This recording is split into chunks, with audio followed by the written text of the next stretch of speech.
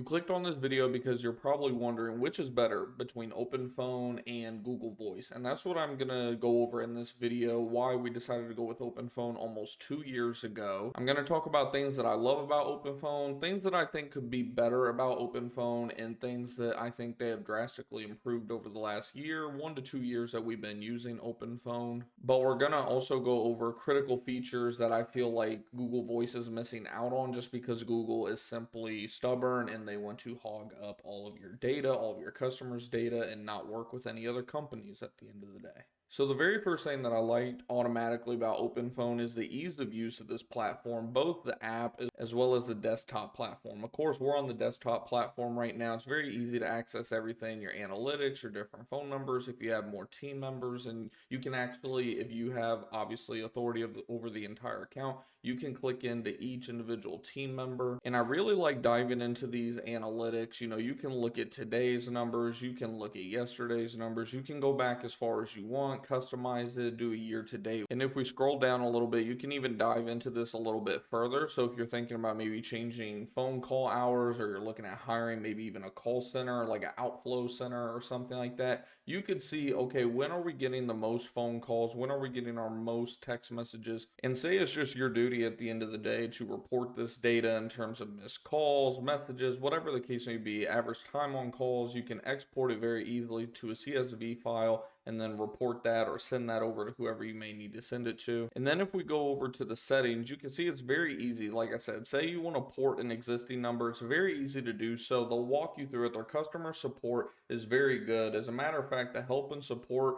is now 24/7 from what I recall. Before, you had to actually email back and forth with their support, where now they're very quick at getting back with you. But it's super easy to port a number in. You can see here where it says US. This lets you know that this is a ported number that we actually ported in with Verizon. It took about a week overall, and it probably could have been quicker, but I didn't realize the number was locked. They actually helped me with that as well, so we got that unlocked and got it ported over. And that's important to know because a lot of times you can save a lot of money. If we go over here to plan and billing, you'll actually see, so every user, you have to pay for the user, for the business plan. We pay per year, so it comes out to like $20 a month for the business plan, which is only $240 a year. And then you can see where it says 1x additional number, $60 a year. So it's only $5 a month for a number that you poured in. And then for the most part, most of you guys, as long as you're not like a massive enterprise or anything like that, you're going to be on the low volume standard, which is just $18 a year. And you can see for two phone numbers, that only comes up to $318 per year. And like I said too, I love the fact that, now they have a new custom, API key that you can generate. If you're a web developer and you know a lot about API keys and things of that nature, you could use the heck out of this. I personally haven't really had a use for it yet, but I've heard a lot of people that do.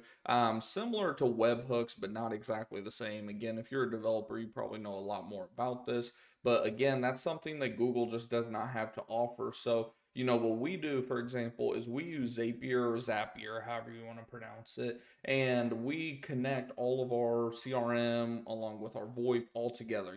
CallRail, we use CallRail, we use Gorilla Desk for our CRM, and then we use Openphone for the actual phone answering and text messaging service. So we like to connect all of that together using Zapier. And you can see here when we type in Google Voice, there is no Google Voice available, where, if we go ahead and type in Openphone, you'll see Openphone pop up. And then of course you can go ahead and trigger events, the call recording completed. You can make whatever you want to make at the end of the day. What we did, just to kind of give you an idea of what we went ahead and set up here in Zapier is, as soon as the phone call ends, it's going to take the information from that phone call and put it into our Gorilla Desk CRM software and put it in as a lead. That way we don't have to worry about logging in all this crazy information. It's already in Gorilla Desk as a lead, and then from there we can go into our leads and then edit any information we need to, add the address, whatever information we need to. It just saves a lot of time, and of course time is money in business. The faster we can do things,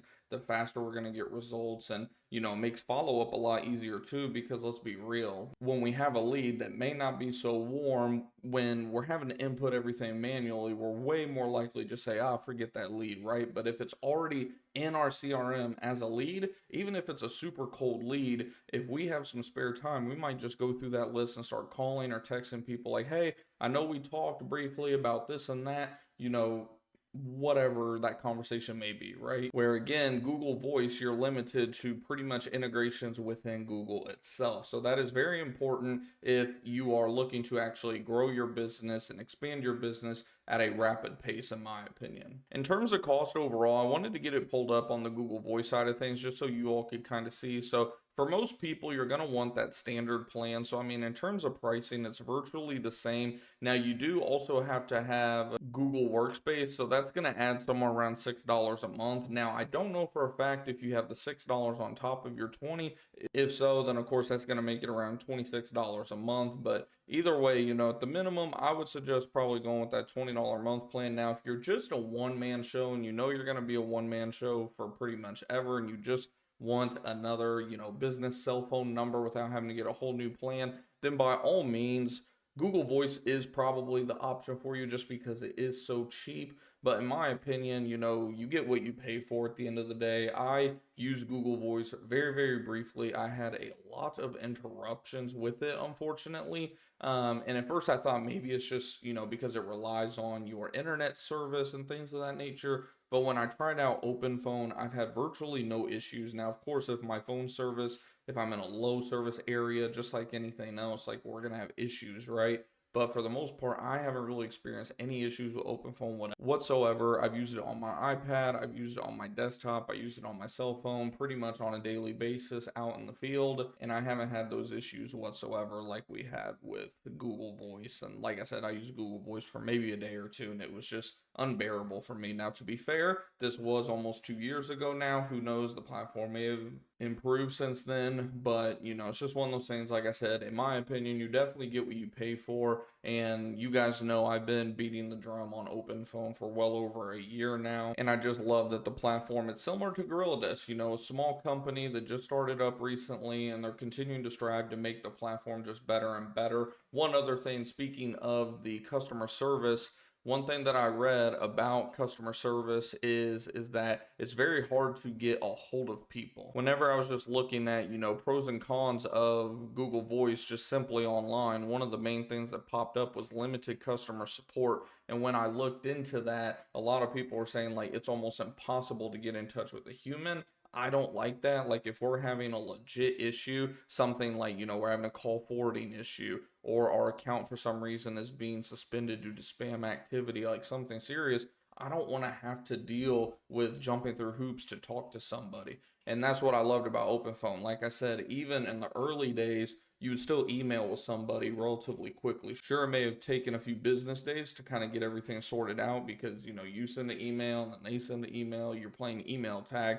But now with the customer service being pretty much 24/7, it makes the customer support just that much better for Openphone versus Google Voice. And then as mentioned, like I even said, may not be ideal for heavy business use. And that's straight from Google's AI overview itself. So I mean, if they're even saying, hey, this may not be ideal if you're planning on using it for heavy business, then you probably want to take Google at their word, right? And we're almost at the end of the year at the time of me doing this video, so you can see we get approximately 100 to 200 calls a month. We do thousands of text messages and all that different type of stuff. So I would say we definitely have had, like I said, ample amount of data just to see how good or bad Openphone is versus Google Voice. Again, just from my experience. So if you're still watching this video and you're considering even using Openphone, we do have a affiliate link for you guys down in the description box of this video. It's right at the beginning of the description box there. You get something like 10% off your first 3 months of using Openphone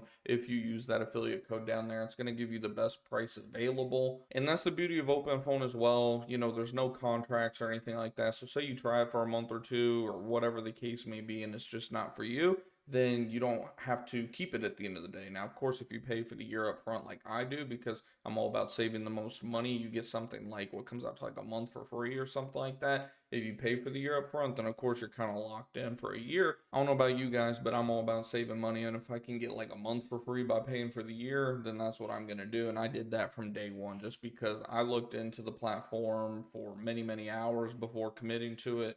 And I knew right away that it was the platform for us. Like I said, we've been using it now for almost 2 years. and the platform just continues to get better and better. So if you have any questions or anything about Openphone or Google Voice or any other, platform, if there's another platform you want me to like do a review on, just give my 2 cents on it, feel free to let me know in the comments down below. Or like I said, if you have a question about Openphone or anything, shout it out in the comments down below. And if you're using Openphone right now, let me know what are the positives and negatives in your opinion. Have you experienced any issues that maybe I didn't cover? Like I said, me personally, we haven't really experienced any issues other than, of course, if our phone service sucks, then of course we're gonna have issues getting phone calls, right? It's just like I compare it to trying to upload something on Facebook or YouTube or something when you have low internet connection. Same thing, because you're relying on your internet connection. It's not a actual phone plan like a Verizon phone plan or anything like that. So that is something you have to consider with any VoIP service, is that if you have bad internet signal, then you're going to have issues. So that's what I'll leave you guys on. Like I said, if you want to check out Openphone, there's a link down in the description box down below. And if you're not already subscribed, go ahead and do so. And I'll see you guys in the next one.